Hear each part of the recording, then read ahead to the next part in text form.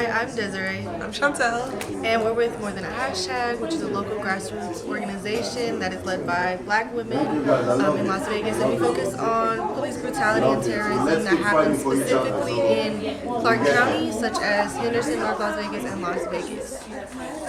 And today we just wrapped up our class, our JAG education class that was created in honor of Jorge Gomez, here on my shirt, who was murdered by Las Vegas Police Department.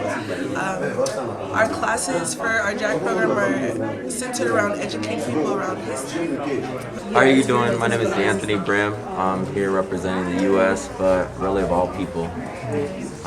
Really, I just talked about the overall need for vigilance when it comes to prevention of classism, and that's exploitation of all people, fair trades of all people. When it comes to the need that we all share, it's community and it's access, and I feel like we can do it in a way that doesn't prevent people from having the true freedoms that we should all share, which is the freedom to be who we are and express ourselves however we want to and live the life we want to live without infringing that same right on others. And yeah. Everybody's been a great speaker so far, so I'll just try to be quick and maintain that same quality. So just to piggyback a little bit off of what she was saying, I feel like it always comes down to classism and exploitation, and so breaking through a lot of glass ceilings that we don't see because we're normalized to it. Onto the Palestine thing, just real quick. Another thing that some people don't know is they also found some oil on the ends of Palestine. Oh, okay. They ended up finding oil on the ends of Palestine, or on the edges of Gaza, and so of course there's going to be more exploitation. They're exploring it, and then exploitation leading to it or leading from it, and then that's just starting with the U.S. putting that port in Gaza right now. Everything, like they're saying, is connected.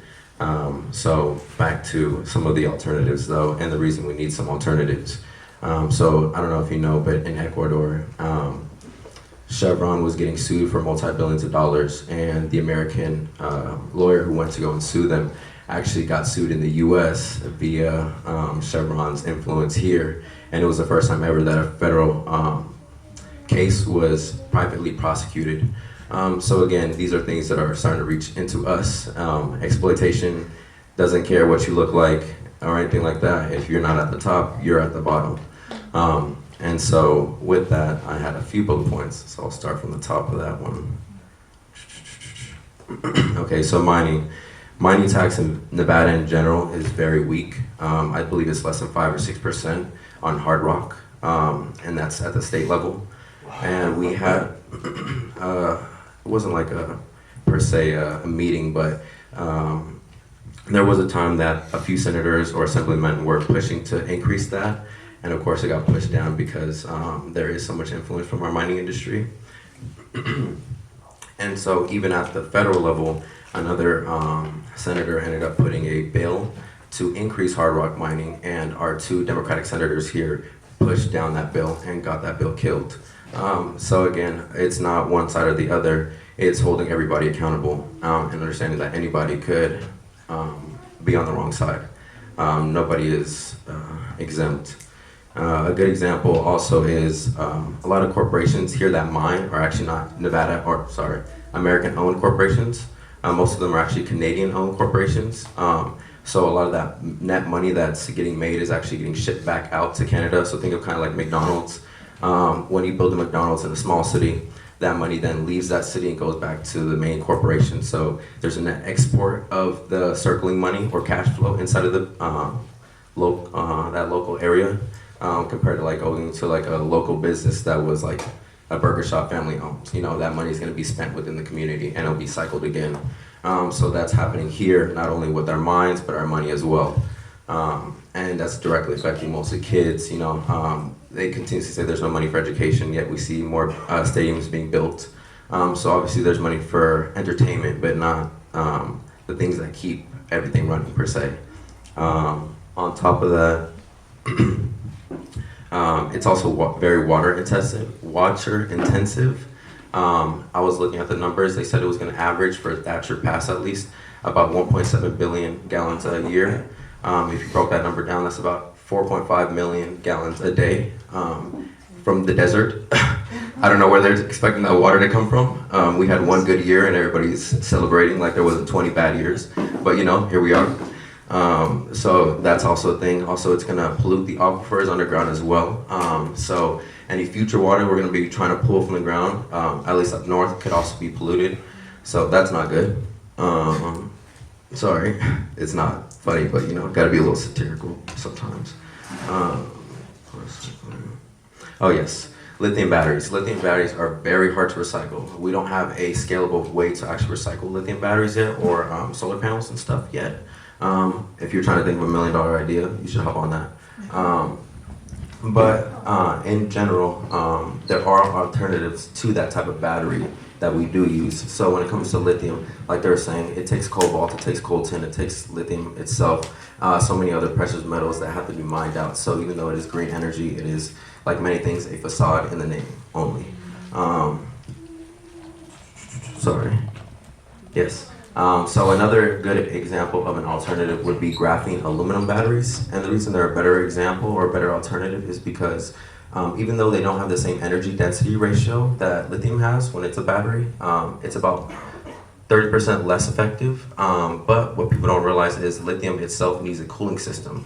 So let's say a battery weight is 100%. Of that actual 100%, 70% is actually battery, and 30% can be about the cooling system. About 30% is the cooling system. So that means we can then replace that 30% of that cooling system with actually more batteries when it comes to the graphene aluminum battery, because unlike lithium, it doesn't explode when exposed to air and exposed to extreme heat. So that's nice. And it is carbon neutral. So graphene in its name, I don't know if you know, the root of it is graphite. So graphite is just carbon, literally just carbon. So you're literally creating a battery out of carbon, and it takes carbon from the air. The main company that I was looking at that was doing it before was a partnership with Queensland in Australia and their local government. They're trying to mass produce these batteries. I mean, like Tesla batteries, they start little and then they just put a bunch of them in a little system in a case. So they're trying to do that same thing, try to meet that same ratio, I guess you could say, that lithium batteries are currently at when it comes to cars. Now they're saying that unlike lithium, where it's like you stack it, everything's all cool, with the graphene aluminum one, it's a little harder when you're getting to bigger cars and stuff like that. So there's where the kinks that they're trying to fix, but it all starts somewhere. So I definitely think it's one of the more promising avenues, especially because aluminum is one of the most recycled metals and most recyclable metals we have in the United States, because we have a lot of factories that can process it, at least for right now. A lot of the industry is going away. And then finally, engine choice is also important. So as much as I love engines, I'm a car guy, I understand that everything is about being responsible. Right now, car engines are about 20 to 40% efficient. We can get them as high as 55 to 60% if we put more research and development into creating better engines, or creating more hybrids, I guess you can say. That's why if you look at Toyota, not Camrys, Priuses, they actually hold their worth very high, and it's because that dual battery system allows, I guess you could say, a break for both systems, the battery itself and the engine. So it allows them to run for a very long time and be very energy efficient. And then you can start focusing on, again, being efficient when it comes to the gases that are then released. So then you don't have to worry so much about catalytic converters and then the mining that leads to making catalytic converters. But thankfully, catalytic converters can be recycled as well. But again, the whole thing is to create a more streamlined system that is less dependent on the earth. And so I feel like with baby steps like this, or even just bringing awareness to people, that's how we make the proper steps. Thank you for your time. I'm sure I probably missed a few things I had else to say, but I think I did a decent overview. If you have any more questions, I'm more than welcome to talk about it. And thank you for your time.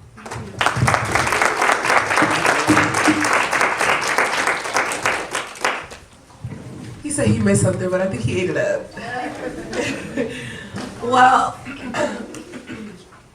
before we go, I think it's important that we all remember that we need to stand in solidarity. The same thing that are happening to our Native American brothers and sisters are the same things that are happening to our Palestinian brothers and sisters, that are happening within the African diaspora, to Congo, and there's a common denominator, and unfortunately the U.S.